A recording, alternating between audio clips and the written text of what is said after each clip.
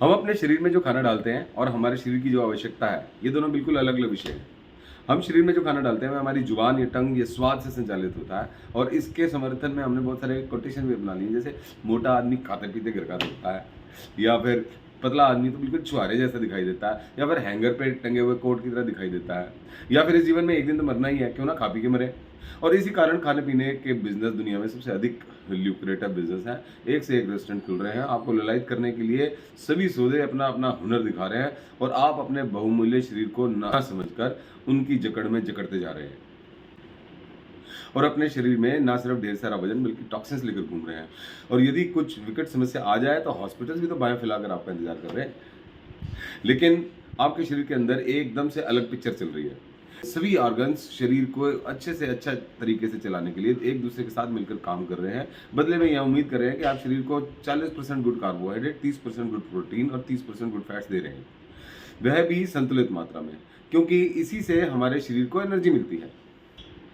जब यह खाना हम अपने शरीर में ले जाते हैं तो पचाने के बाद जो वेस्ट होता है वह तो मल के रूप में बाहर निकल जाता है, लेकिन उस खाने से जो न्यूट्रिशंस निकलते हैं वह खून में मिलकर पूरे शरीर में पहुंचते हैं। न्यूट्रिशन में विटामिन मिनरल्स के अलावा मुख्य रूप से ग्लूकोज होता है, जिसे आप शुगर कैलोरी भी कह सकते हैं। ब्लड में ग्लूकोज पहुंचते ही हमारे पैनक्रियाज से एक हार्मोन जिसे इंसुलिन कहते हैं वह निकलता है। इसका काम कैलोरी के कणों को पकड़कर विभिन्न ऑर्गन्स के बीटा सेल्स तक ले जाना है, ताकि उसमें से उसे एनर्जी में कन्वर्ट किया जा सके। लेकिन जब हम आवश्यकता से अधिक कैलोरीज में डालते हैं तो अधिक इंसुलिन की आवश्यकता होती है, यानी पैनक्रियाज को अधिक इंसुलिन पैदा करने में जोर पड़ता है। और यदि वह कैलोरीज हेल्दी सोर्स से नहीं आई हैं तो बॉडी टॉक्सिन से भर जाती है। ऐसे में इंसुलिन कैलोरी को ऑर्गन के पास लेकर चली भी जाए तो भी एनर्जी में कन्वर्ट नहीं हो पाता। इस स्टेज को इंसुलिन रेजिस्टेंस कहते हैं, यानी कि जो ग्लूकोज एनर्जी में कन्वर्ट होना चाहिए था वह आपके ब्लड में रह गया, और अब आप प्री डायबिटिक हो चले हैं। आपका चेहरा भारी और पीले रंग का हो रहा है, आप जल्दी थक जाते हैं, पर आपको लगता है शायद आपकी बढ़ती उम्र के कारण आपके पैथोलॉजिकल टेस्ट में शुगर हाई आ रही है। आपको एकदम से कंट्रोल करना है। आवश्यकता से अधिक ग्लूकोज कोलेस्ट्रॉल के रूप में ब्लड के रास्ते विभिन्न अंगों पे, ऑर्गन्स पे चिपकता जा रहा है, जैसे किडनी, जैसे लीवर, जैसे आर्टरीज। अब आप मोटापे की ओर बढ़ रहे हैं। आपको लगता है नहीं जी खाते पीते घर की निशानी है, आपको नहीं पता आगे कितनी बड़ी मुसीबत आपका इंतजार कर रही है। आपकी बॉडी को आवश्यकता से अधिक कैलोरी देना बंद नहीं करते। पैनक्रियास इंसुलिन बनाते बनाते थक गया है, वह पूरा इंसुलिन नहीं बना पा रहा है। इस स्टेज को हाइपर इंसुलिनोमेनिया कहते हैं। अब आप डायबिटिक 2 हो चुके हैं। आपका ब्लड में ग्लूकोज संतुलित मात्रा से अधिक है, इंसुलिन बन ही नहीं पा रहा है जो ग्लूकोज को एनर्जी में कन्वर्ट करे के खून में से हटाए। आपका ब्लड शरीर में जहां भी जाता है उसके अंदर अधिक ग्लूकोज की अधिक मात्रा वहां तहस नहस मचा देती है।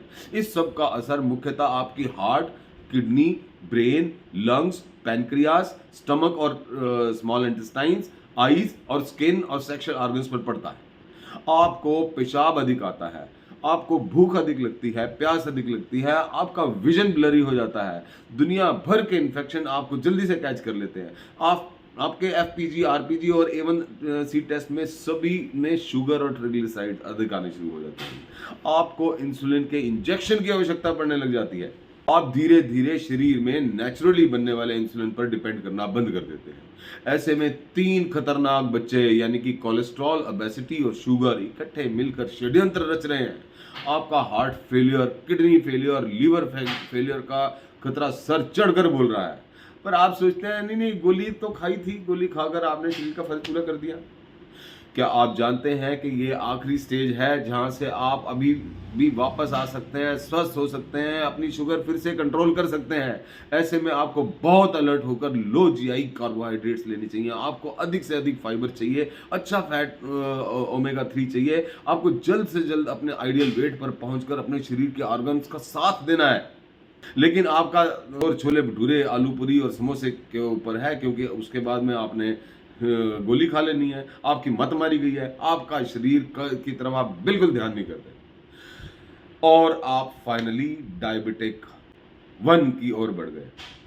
इस स्टेज में वापस आने के बारे में तो आप सोच भी नहीं सकते। केवल जिंदगी के दिन काटने के लिए इंसुलिन पर इंसुलिन, इंसुलिन पर इंसुलिन लेकर आप अपने आप को जिंदा रखते हैं, और उसके बाद आप सभी परहेज करते हैं, तो आप प्री डायबिटिक या डायबिटिक 2 स्टेज तक करने से ठीक हो सकते थे। आपकी ज़िंदगी की मजबूरी बन गई है, क्योंकि आप खतरनाक षड्यंत्र में फँस चुके हैं। याद रखिए, ignorance of law is no excuse.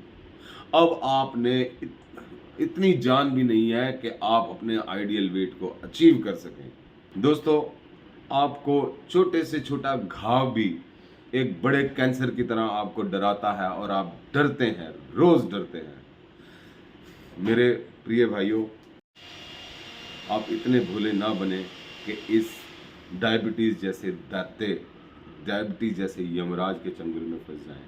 आपका शरीर बहुत अनमोल है, आपका शरीर बहुत इंटेलिजेंट है। इसका बहुत बहुत ध्यान रखें, क्योंकि प्रथम सुख निरोगी का है।